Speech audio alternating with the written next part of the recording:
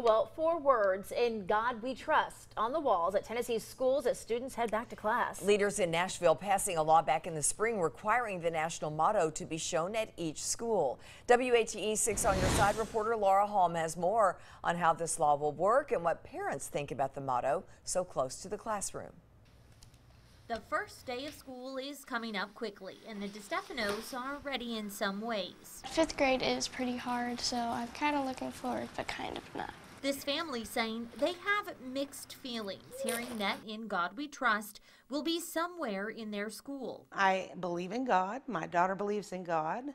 However, there are people that do not believe in God that also attend the same school that my daughter does. And I would not want their religions imposed on my beliefs, as well as I understand that my beliefs don't need to be imposed on them. On Facebook today, I asked parents to share their thoughts. Some posted, "We need God in our schools," that they liked the idea and how they don't see an issue. Others shared concerns, saying not all students are religious. They feel it's unconstitutional and that there are more religions than just Christianity. It's good for God, but people might get offended by what they see. Last month, we heard from State Representative Susan Lynn, who sponsored this bill, now a law. We hang the Constitution, we hang the Declaration of Independence and other historical documents in our schools.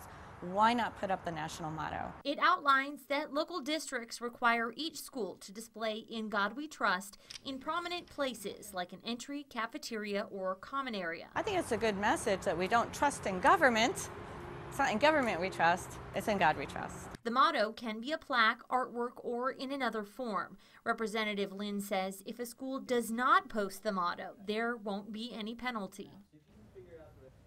Well, Laura's joining us now live here in the studio. Yeah, Laura, you've been reaching out to a number of school systems today, so tell us how they're implementing this. Well, in Knox County, as soon as legislation passed, they let principals know. Maryville City Schools tells me they've been printing and framing "In God We Trust" signs this week. Their principals will be getting those and choosing the best place to display them. And I also checked with Loudoun County Schools. They're waiting until students come back before deciding on how to implement this legislation. LCS adding they're speaking with student councils, getting them involved on the design and where the signs should be placed. Lori, Kristen?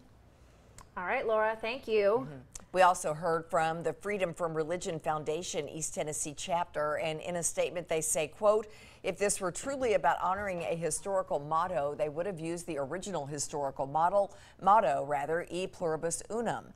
Their chapter president also saying, quote, "In God We Trust" is discriminatory, excluding any religion except Christianity and all non-religious people. The organization adding some students may feel excluded now in their school.